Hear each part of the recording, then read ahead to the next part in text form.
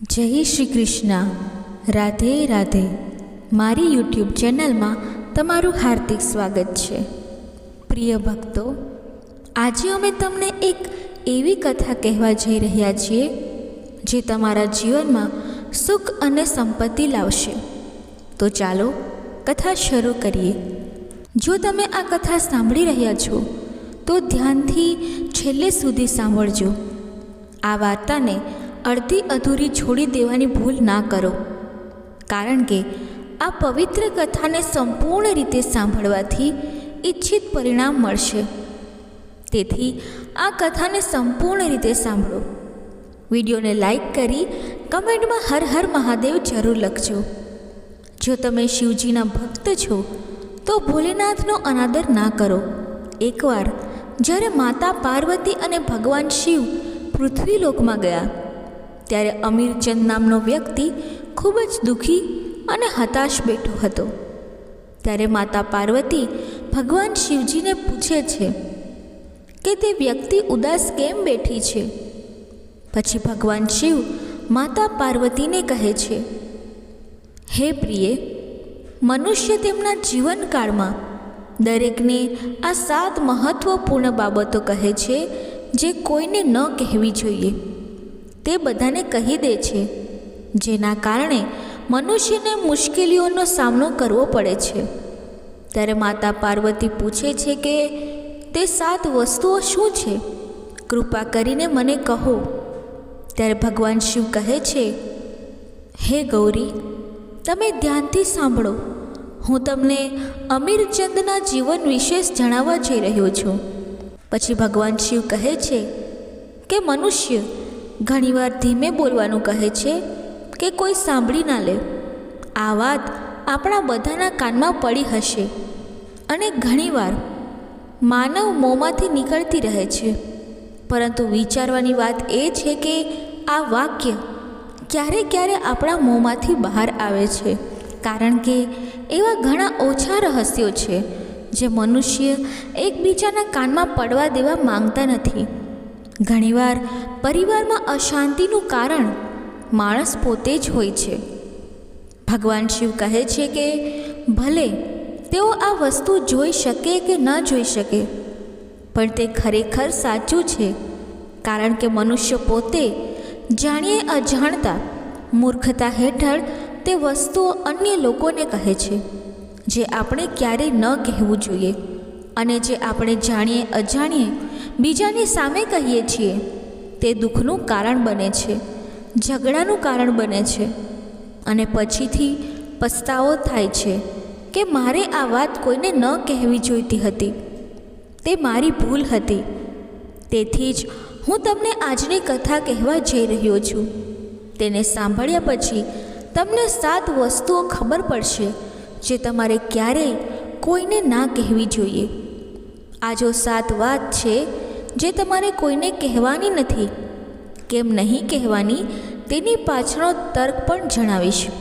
હવે એક સમયની વાત છે કે ભગવાન શિવે શિવ શિષ્યનું સ્વરૂપ ધારણ કર્યું અને અમીરચંદના નજીકના ગામમાં ગયા. એક સમયની વાત છે. એક નગરમાં અમીરચંદ નામનો એક યુવાન રહેતો હતો. તે ખૂબ જ ગરીબ હતો. તેની પાસે થોડા પૈસા પણ નહોતા. તેને 2 વખતની દાળ રોટલી પણ ઘણી મુશ્કેલીથી મળતી હતી.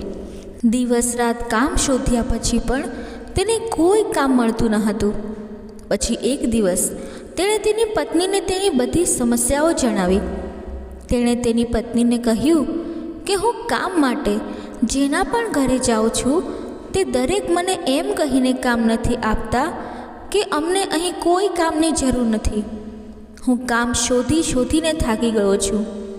મને ખબર નથી કે હું તમને કેવી રીતે ખવડાવીશ, હું મારા બાળકોને કેવી રીતે ખવડાવીશ, અને આ ચિંતા મને દિવસ રાત ખાઈ રહી છે. આ સાંભળીને તેની પત્નીએ કંઈક વિચાર્યું અને કહ્યું કે તમે એક માણસ પાસે કામ માંગવા માટે માત્ર એક જ વાર જાઓ છો, અને જ્યારે તે કામ આપતો નથી ત્યારે તમે ફરીથી તેની પાસે જતા પણ નથી. જો તમારે તેમની પાસે કામ માંગવું હોય તો તમારે સહાનુભૂતિ બતાવવી પડશે. તમારે તેમની પાસેથી સહાનુભૂતિ મેળવવી પડશે. તમારે તમારી ગરીબી બતાવવી પડશે, જેથી તેઓ તમારી મજબૂરીને સમજી શકે અને તમને નોકરી પર રાખી શકે. તેથી શરમ ન અનુભવો.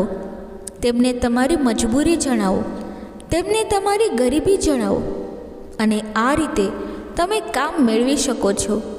આ વાત અમીરચંદના મનમાં બેસી ગઈ અને બીજા દિવસે તે કામ માંગવા માટે તે જ શેઠ પાસે ગયો જ્યાં તે અગાઉના દિવસે કામ માંગવા ગયો હતો.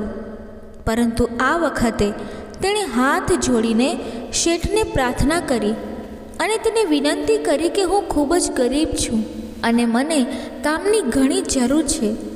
તમે મને જે પણ કામ આપશો તેનાથી હું કરી લઈશ, પણ મહેરબાની કરીને મને અહીં નોકરી પર રાખો. અમીરચંદની આ હાલત જોઈને તે શેઠે તેને નોકરી પર રાખી લીધો અને તે દરરોજ ત્યાં કામ કરવા જવા લાગ્યો. તે અંદરથી ખુશ હતો કે તેને કામ મળ્યું, પણ તેનો પગાર અન્ય લોકો કરતાં ઘણો ઓછો હતો. એ જ કામ જે અન્ય લોકો કરી રહ્યા હતા તે વધુ પગાર મેળવતા હતા અને તેને ઓછો પગાર મળતો હતો. જ્યારે તેણે તેના શેઠને આ વિશે કહ્યું ત્યારે તેણે કહ્યું કે જુઓ ભાઈ, તમને કામની જરૂર હતી, મેં તમને કામ આપ્યું. આભાર માનવાને બદલે તમે મને ફરિયાદ કરી રહ્યા છો. આ કેવી માણસાઈ છે? અમીરચંદ આ સાંભળીને ચૂપ થઈ ગયો. ક્યાંક એ વાત સાચી હતી કે શેઠે તેને તેની મજબૂરીના કારણે કામ આપ્યું હતું અને તેથી જ તે તેને પોતાને અનુકૂળ પગાર આપતો હતો. પરંતુ ધીમે ધીમે તેણે તેના સંબંધીઓ અને મિત્રોને જણાવવાનું શરૂ કર્યું કે તેનો શેઠ કેવા પ્રકારનો માણસ છે અને તેને કેટલો પગાર આપવામાં આવે છે. સમય પસાર થતો ગયો અને અમીરચંદે સંપૂર્ણ સમર્પણ સાથે પોતાનું કામ કરવાનું ચાલુ રાખ્યું. પરંતુ હવે પરિસ્થિતિ બદલાઈ રહી હતી. શેઠ હવે અન્ય લોકો કરતાં અમીરચંદ પાસેથી વધુ કામ લેતા હતા અને તેમને તેમના કરતાં ઓછો પગાર મળતો હતો. તે હકીકત અમીરચંદને ખૂબ પરેશાન કરતી હતી કે તે અન્ય લોકો કરતાં વધુ મહેનત કરે છે અને તેમના કરતાં ઓછો પગાર મેળવે છે. આનાથી તેમના આત્મસન્માનને ખૂબ જ દુઃખ થયું. હવે ધીમે ધીમે તેમનું મન તેમના કામથી દૂર થવા લાગ્યું. સાચી વાત છે કે કોણ એવી જગ્યાએ રહેવા માંગશે જ્યાં માણસને પોતાના આત્મસન્માન સાથે સમાધાન કરવું પડે.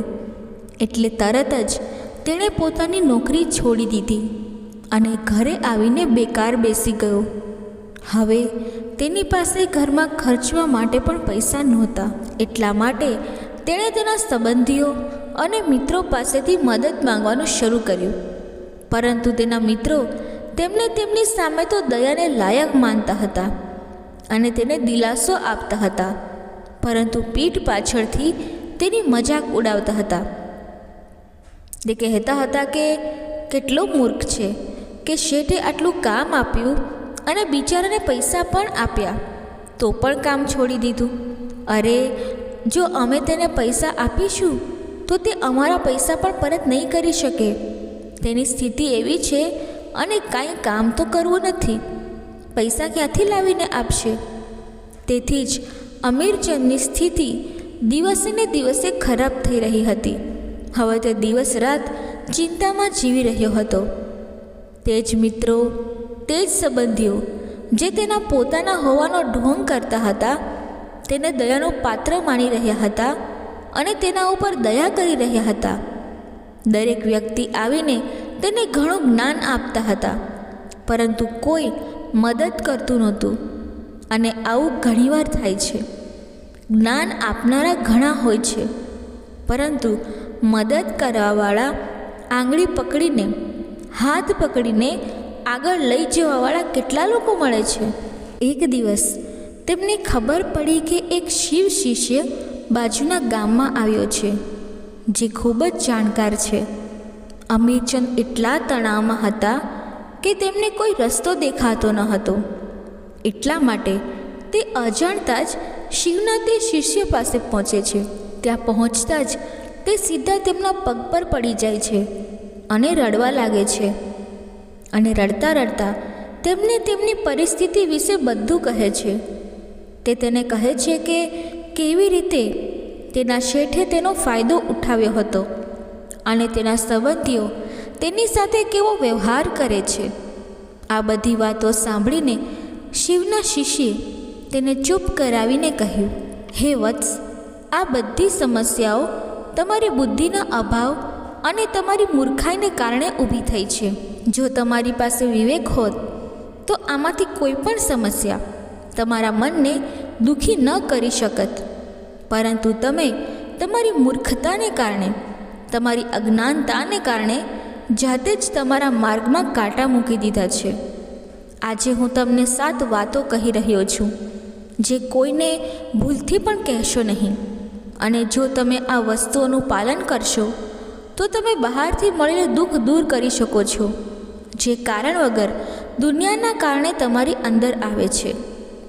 પહેલી વાત જે કોઈને ના કહેવી જોઈએ તે એ છે કે તમારી મજબૂરી દર્શાવીને, બીજાની દયાના પાત્ર બનીને બીજાની મદદ લેવાની ભૂલ ના કરો. થઈ શકે કે તે આજે તમારી મજબૂરી જોઈને તમારી મદદ કરી દે, પરંતુ આવતીકાલે તે તમારો ફાયદો ઉઠાવવાનો પણ ચૂકશે નહીં. અને જો તેણે ફાયદો ન ઉઠાવે તો તે માણસ અન્ય લોકોની સામે તમારી મજાક ઉડાવવાનું ક્યારેય ચૂકશે નહીં. તેથી ક્યારેય તમારી મજબૂરી ના બતાવો. જો ઘરમાં 2 રોટલી છે અને સૂકી રોટલી છે તો તે જ ખાઈને સૂઈ જાઓ, પરંતુ અન્ય લોકોને તેના વિશે ખબર પણ ના પડવી જોઈએ. થોડું તમે જાતે વિચારો કે મજબૂરી બતાવવાનો હેતુ શું હોય છે. એક વ્યક્તિ કાં તો અન્ય લોકો પાસેથી સહાનુભૂતિ મેળવવા માંગે છે અથવા તેમની પાસેથી થોડી આર્થિક મદદની આશા રાખે છે. પરંતુ જો તમે બંને પરિસ્થિતિઓ જોશો તો પછી બીજી વ્યક્તિ તમારો ફાયદો ઉઠાવવાનું ચૂકશે નહીં. અને જો તે ફાયદો ના ઉઠાવે તો પણ તેની નજરમાંથી તમે ઉતરી જશો અને તે તમને મૂર્ખ જ માનશે અને તે ચોક્કસપણે બીજાની સામે તમારી મજાક જરૂર ઉડાવશે. તેથી તમારી મજબૂરી વિશે ક્યારેય કોઈને કહો નહીં. બીજી વાત જે બીજાને ક્યારેય કહેશો નહીં તે છે આપણા ભૂતકાળની ભૂલો અને ભવિષ્યની વ્યૂહરચનાઓ. જરા વિચારો કે જો આપણે આપણા ભૂતકાળની ભૂલો બીજાને જણાવીશું તો તેની શું અસર થશે? તે ભૂલો સારી તો કરી શકાતી નથી તો તેને બતાવવાનું શું કારણ રહે છે? તમે વિશ્વ સમક્ષ પોતાની ભૂલો જાહેર કરી રહ્યા છો. આ તમને તે માણસની નજરમાં એક ખરાબ છબી ઊભી થશે અને તે હંમેશા તમને ભવિષ્યમાં તે જ દૃષ્ટિકોણથી જોશે. તેથી તમારી ભૂલવાળી છબીને કોઈ પણ માણસની સામે ના લાવો અને વિચારો કે તમે તમારી ભાવિ વ્યૂહરચનાઓ અન્ય લોકોને નિરર્થક કરી રહ્યા છો. જે લોકો તમારા કામનો ભાગ નથી તેમની સામે તમારી ભવિષ્યની વ્યૂહરચનાઓ વિશે બડાઈ મારવાનો શું ફાયદો છે? તે તમારી મદદ તો નહીં કરે, પરંતુ તે તમારી ભવિષ્યની વ્યૂહરચનાઓમાં અવરોધ બની શકે છે. તમારા પોતાના અંતઃકરણનો ઉપયોગ કરો અને વિચારો કે તમારી સાથે પણ આવું થયું જ હશે કે તમે તમારી ભવિષ્યની વ્યૂહરચના વિશે કોઈને કહ્યું છે અને તે સફળ થઈ નથી. થોડું શાંતિથી વિચારો અને જો ભવિષ્યની વ્યૂહરચના સફળ ન થઈ હોય તો એ તમને મજાકનું પાત્ર જ બનાવશે અને કહેશે કે આ વ્યક્તિ માત્ર ભડાઈ જ મારે છે. ત્રીજી વસ્તુ જે તમારે કોઈને ન કહેવી જોઈએ કે તે આપણા ઘરની બાબત છે. જે પણ વાતચીત આપણા ઘરની અંદર થાય છે, આપણા માતા પિતા સાથે, આપણી પત્ની સાથે, આપણા બાળકો સાથે, તે વસ્તુઓ પરિવાર સુધી મર્યાદિત હોવી જોઈએ. જો તમે બીજાની સામે વાત કહો છો તો અન્ય લોકોને તમારા ઘરમાં પ્રવેશવાની તક મળે છે અને તેઓ તેનો લાભ લેવામાં ક્યારેય અચકાશે નહીં. તે તમારા પરિવારના સભ્યોને તમારાથી દૂર લઈ જવાનો પ્રયાસ કરશે. આપણે સમાજમાં જોઈએ છીએ કે આપણા ઘરમાં થતા ઝઘડાઓને મટાડવા આપણે તે ઝઘડાઓને આપણા પડોશીઓ અને અન્ય સંબંધીઓને જણાવીએ છીએ, પરંતુ તેનાથી તમને ક્યારેય મદદ નહીં મળે, પરંતુ તમારા ઘરની લડાઈઓ વધી જશે. અને જો તમે તમારા માતા પિતા વિશે અન્ય લોકોને જણાવશો તો તમારા માતા પિતાને ખરાબ લાગશે કે અમારો દીકરો અમને જણાવ્યા વિના અન્ય લોકોને આ વાતો કહી રહ્યો છે. તેથી તમારા ઘરની વાતો અને તમારા ઘરના ઝઘડાઓને કોઈની સામે ન જણાવો. આગળની વાત જે મેં તમને જણાવવા જઈ રહ્યો છું, જે કોઈને ન કહેવું જોઈએ, તે સાંભળવામાં ખૂબ જ વિચિત્ર લાગી શકે છે, પરંતુ હું તમને તર્ક દ્વારા જણાવીશ. હું કહું છું કે તમારી આવક કોઈને ન જણાવો. હવે તમારી આવક ન જણાવવા પાછળનો હેતુ શું હોઈ શકે? જરા વિચારો કે જો તમે તમારા મિત્રોને તમારી આવક જણાવશો તો જ્યારે તમારા મિત્રોને તેની જરૂર પડશે ત્યારે તેઓ તમને ફક્ત યાદ રાખશે, કારણ કે તેમને ખબર છે કે જો તમારી પાસે વધુ સારી આવક છે તો તમે તેમને મદદ કરી શકો છો, અને વધુ લોકો તમારી પાસે મદદ માંગશે. અને જ્યારે તમે તેમને મદદ નહીં કરો ત્યારે તે વિચારશે કે આ વ્યક્તિ પાસે પૈસા છે જે મને મદદ કરી શકે છે, પરંતુ તે મદદ કરી રહ્યો નથી. અને તેથી જ આવક તમારા બે મિત્રો વચ્ચે લડાઈનું કારણ બની શકે છે. જો આવક ઓછી હશે તો લોકો મજાક ઉડાવશે, અને જો વધુ હશે તો તેઓ મદદ માંગશે. તેથી આવક કહેવાનો કોઈ અર્થ નથી. આગામી વાત જે હું તમને કહેવા જઈ રહ્યો છું તે છે કોઈને પણ તમારી નબળાઈઓ અને તમારી શક્તિઓ ના જણાવો. ઘણીવાર વ્યક્તિ તેની નબળાઈ અથવા તેની શક્તિ શું છે તે જાણતો નથી, પરંતુ જો તમે તમારી નબળાઈ અને તમારી શક્તિ જાણો છો તો પ્રથમ તમે ખૂબ જ બુદ્ધિશાળી વ્યક્તિ છો, અને બીજું તમારે આ વસ્તુઓ કોઈની સાથે શેર કરવાની જરૂર નથી, કારણ કે જો તમારી નબળાઈઓ અન્ય લોકો જાણે છે તો તમારી નબળાઈનો ફાયદો ઉઠાવશે, અને જો તમારી તાકાત ખબર પડશે તો તે જ તાકાત તમારી નબળાઈ બની જશે, કારણ કે તે તાકાત બીજા માણસને ખબર છે અને તે તાકાતની નબળાઈ શોધી કાઢશે. પોતાની તાકાત અને નબળાઈ પોતાની પત્ની અથવા પોતાના પતિને પણ જણાવવી જોઈએ નહીં, કારણ કે આ પછી તમારે હંમેશા ઘરે દુઃખી થઈને રહેવું પડશે. પછીની વાત તમારે કોઈને ન કહેવી જોઈએ, તે છે તમારા મિત્રો અને તમારા દુશ્મનો. જો તમે તમારા મિત્રો વિશે અન્ય લોકોને જણાવશો તો તે તમારા મિત્રો સાથે તેની આત્મીયતા બનાવીને તમને છેતરી શકે છે. તમારા નજીકના મિત્રોને તમારાથી દૂર રાખવાનો પ્રયાસ કરી શકે છે. ઘણીવાર સામાન્ય લોકો આવું નથી કરતા, પરંતુ તમારા દુશ્મનો આવું કરવાનો પ્રયાસ કરી શકે છે. અને બીજું, તમારા દુશ્મન કોણ છે એ કોઈને જણાવવું જોઈએ નહીં, કારણ કે જો કોઈ વ્યક્તિ જે આજે તમારો મિત્ર છે તે આવતીકાલે તમારો દુશ્મન બની જાય છે તો તે તમને તમારા દુશ્મનની સાથે મળીને હરાવી શકે છે, તમને ધોકો આપી શકે છે. તમારા શ્રેષ્ઠ મિત્રોને પણ તમારા દુશ્મન વિશે ના કહો. છેલ્લી વાત હું કહેવા માગું છું કે જ્યારે તમે દાન કરો છો ત્યારે કોઈને પણ દાન વિશે ના કહો, તે નકામું છે. જ્યારે તમે તમારા દાનનો ઢોલ વગાડો છો ત્યારે તમે બધાને કહો છો કે હું એક સારો માણસ છું, અને આ તમારામાં અહંકાર પેદા કરશે. તેથી જ દાન ગુપ્ત રીતે કરવામાં આવે છે.